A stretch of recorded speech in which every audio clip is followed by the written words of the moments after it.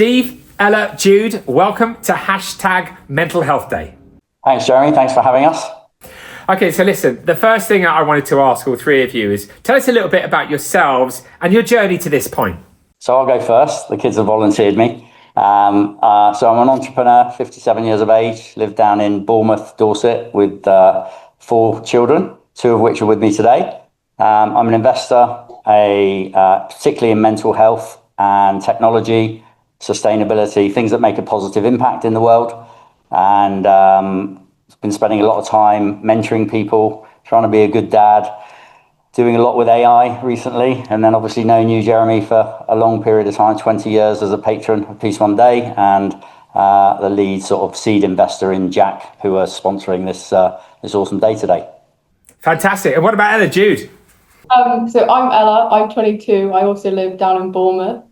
And yeah, I've had my struggles with mental health in the past, and I went into cognitive behavioural therapy when I was younger.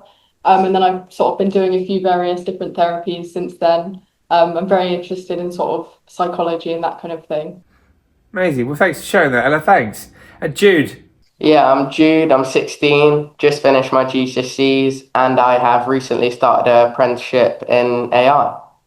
Incredible. So listen, what's concerning? I mean, Ella, you just shared with us, some of the things that you'd experienced, and I think we've all got experience for ourselves, but also within our families of people that have been struggling in various different ways. And it's great to have these kinds of conversations. I want to ask you, what's concerning you most in around this area? What worries you most? I think for me as a young person sort of growing up in the world, I think social media is such a big thing, and it can have such a positive impact on people, and people can find community there. But I think there's a lot of negatives towards it as well, sort of a lot of misinformation being shared, a lot of fakeness just going on around, and people comparing themselves to others. And I think that can sort of lead to a lot of self-isolation and loneliness, and people sort of feeling like they're going through things just on their own. So yeah, that's sort of my concern at the moment. Yeah. What about you, Jude?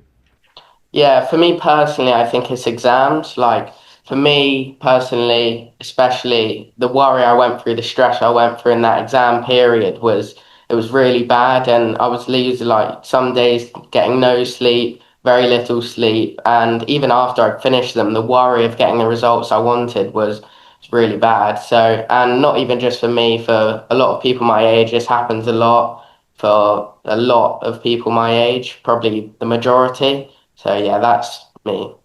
Can I ask you both, Ella and Jude, we look out into the world at the moment. You're hearing things around nuclear weapons more recently now in your lives. You're seeing the destruction of our planet and listening to, Greta and other activists who are on the front line, the wars that we see in Gaza or Ukraine or Sudan, or famines and all of these things that are happening. Do you think that's having an impact on your friends? I mean, how are young people coping, do you feel, living in a world where it's, obviously it's scary and very sad at times? Yeah, I think it does have such an effect on me and my friends. I think we all sort of talk about it and try and stay as up to date as possible. But I think, especially as a young person, you can feel very helpless when you're just scrolling on social media and seeing these like awful things happening. And we're just sort of sat here in a very privileged position. It's just, I don't know, I think you can start to feel quite helpless, but it's nice to sort of, that we have that space where people can share and we can sort of talk about openly about the awful things that are going on in the world. And sort of bringing all these people together through social media as well, which I think is another great thing that comes from it. But yes, it's a scary time.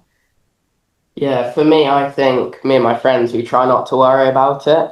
We try to just get on with our lives and things like that, because there's not much for me and my friends, because we're 16, 17, that we can actually do to stop these things, these terrible things happening.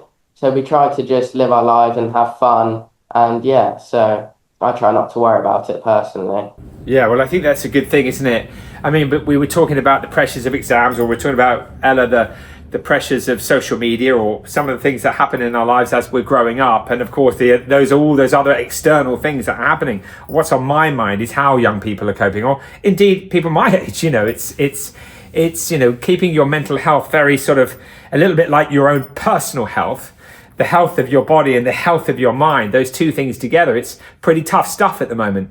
Steve, I mean, we've talked about there some of the things that are, that are challenging, that affect our mental health. What sort of things do you think we need to do, or indeed you're doing, to find solutions? I think the thing I always come back to, Jay, is that what you've always done, right? You can be concerned about things and you can influence things. It's about having the wisdom to know the difference. So, there are incredible people like you. Jack as a platform that helps people, where people have a mission to change the world and make an impact. You had an idea 25 years ago to start Peace One Day, and look at it now. It's positively impacting billions of people around the world. So I think it's about people understanding what they can do in one small way to try and make a difference, whether that's supporting a charity or an organization that's doing good work in this space. Like Jude says, 16, you're not going to be able to change the world, but you can be an activist. You can do something to support some of the causes that people are passionate about. And Ella, she had CBT, cognitive behavioral therapy, when she was sort of 13, enjoyed it, discovered a bit of a passion for that, then started doing it with her friends. All right. So she's not a qualified therapist or anything like that, but she's quite often the people that all of our friends go to when they're stressed out, right? You can always help your friends and family and people in your inner circle. Well, listen, could you talk to me? I mean, you talked earlier about being an investor in Jack. Could you share your experiences of Jack, and maybe also Ella and Jude? I know you've obviously used it as well. It's an incredible support system for people who are struggling. Maybe you could all just talk a little bit about Jack. Yeah. Okay. So Jack stands for Just Ask a Question. There's two sides to the organization. One is a free consumer platform where you can go and get advice, videos from real people, either world-leading experts, people with lived experience, or celebrities and influencers. All right. So it's not AI powered. It's real people talking about real life experiences, or providing qualified kind of clinical advice in a friendly format. AI is being added to it to just enhance the user experience, but mainly as a signposting to help people with their mental health and well-being. And then the other side of it is where medium and large corporations that care about their people and the mental health and wellness of their people provide the platform for their own staff. So Bupa, NatWest, Nationwide, some other fairly large organizations around the world. And so the corporate side funds the side that's free for consumers. Amazing. And Ella, Jude, have you used it? Yeah, Yeah, I I have, think so. especially for my sleep. But I was just thinking, there's no way that AI can recreate that human-to-human connection. And that's why I think it was so much more powerful than me to just talking to ChatGPT, talking to Grok about my sleep, because it's like you're actually speaking to another human. And that I just don't think AI will ever be able to replicate that. So with Jack using actual, individuals, humans, as part of it, that works for you rather than talking to an AI. Yeah, that makes complete sense. I agree with you. What other things are you guys doing? I mean, I know that you're utilizing AI, Steve, and both Ella, Jude, and Charlie, who's not with us today, but you're all, really finding ways to be really productive with it. Could you talk a little bit about that and how that has an impact on our mental health? Yeah, so it came, I think, like most people, when ChatGPT and other tools first came out, you played around with it. I had 3 sleepless nights in fairly quick succession. The first was like, wow, this is an amazing toy. Then I started worrying about, like, what's this going to do to jobs? What's this going to do to people's mental health? What's this going to do to the economy? Because we see all this like really bad stuff in the news, right? That's going to have a profound impact. And we believe it will have a profound impact on society, on all aspects of society.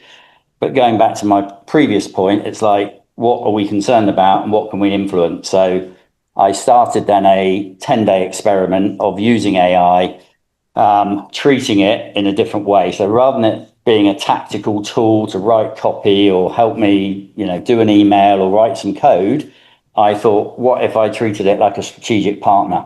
And that 10 days resulted in a very different type of conversation, which, I then carried on. I shared it with the kids, and I'll let Ella talk about her experience and what she's done with it so far.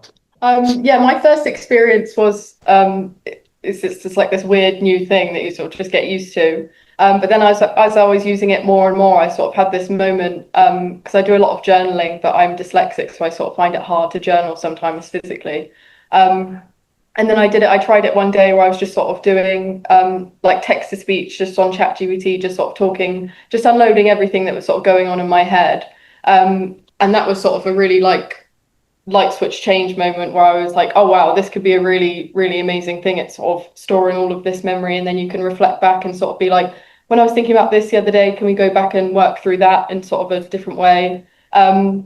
And yeah, I just found it really, really sort of helped my life. And then I found out about the sort of negative environmental impact of AI. And then we've sort of been working towards just sort of making that better. And we started Earthstream, and we've got a light print model which sort of tracks on a user basis sort of their carbon and water sort of emissions from each session. So yeah, we're sort of diving into that a bit, because I think it has this ability and power to sort of really positively impact people's lives, but we just need to sort of work on the environmental impact as well, because that's such a huge thing.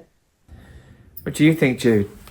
Yeah, so I think if I had AI as well as I use it now, when I started my GCSEs, I would have got a lot better grades, and I would have had a lot less stress. Like I was saying before, I lost a lot of sleep because of that. And I think it would have been able to calm me down a lot, and not just the mental health side, but the like the revision side, like actually building up my knowledge so I don't have to worry about getting worse grades. I don't have to lose sleep about getting worse grades, because it helps me be more confident that I'm not going to. So if I had it, and people my age have it when they're doing their GCSEs, it will help a lot on the mental health side. It can like take away a lot of that stress and help them get better results and what they want to get in their exams. So yeah. You got better grades, didn't you? Yeah, I know, but if I had it how well I'm using it now, they would have been a lot better than they actually were. But it still did benefit me a lot. But I was using it very basically back then. So. Well, it's really exciting listening to all three of you. I think, firstly, that you're so tight as a family. I mean, in terms of mental health, what a wonderful thing, Steve, that you and the children are all so incredibly close, and how wonderful that that's the case, because there's nothing better than family being together. If we're struggling and being able to be open about it, then that's obviously a remarkable thing. And congratulations to you all. It's beautiful. I think also there's something special about, Jack. I mean, you're an investor in that, Steve. It's an amazing platform, and that everybody's used it. And then that, the other side of it with AI and how you're all using it is, it's very inspiring to hear all three of you speaking. I wonder, if there was anybody out there who was struggling right now, what advice you might have for them. I think my first thing would be sort of lean into your community. I think it always comes back to that for me, is just the people around you have such an effect on how you sort of deal with things and go through things. You always sort of need that close, whether it's friends or family, whoever it is. I think just a sense of community and having that around you, I think, can really change people's mental health. Yeah, as Ella was saying, I think AI made me realise, because a lot of people my age, they're very scared to talk about their mental health, but AI really helped me, especially within my family. It got me to speak to my family about my problems, about how I was losing sleep and how I was so stressed about my GCSEs, and it brought me up to light and to speak to them. It's not weird, it happens to everyone.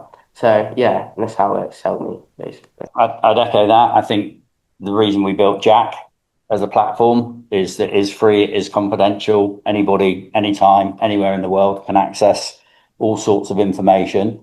There's obviously helplines like the Samaritans and Campaign Against Living Miserably, and lots of organisations that provide incredible support out there. But Jack, I think, is a really safe space for people to go, where they don't have to pay any money, they don't have to talk to anybody, just before they get to that point of crisis when they're wondering what's going on and they're feeling something's not quite right. But absolutely, if you've got friends and family you can talk to about stuff, then do that. And like Jude says, we don't think AI is a replacement for professional help or professional advice or counselling or whatever, but it can be an enabler and a safe space as well if it's used in the right way. Well, enabling is a great word, and Jack was an enabler of this broadcast today, so we're immensely grateful to Jack. Steve, Ella and Jude, you're all amazing. Take care. Good luck with all the wonderful work that you're doing together. Thanks, Jeremy.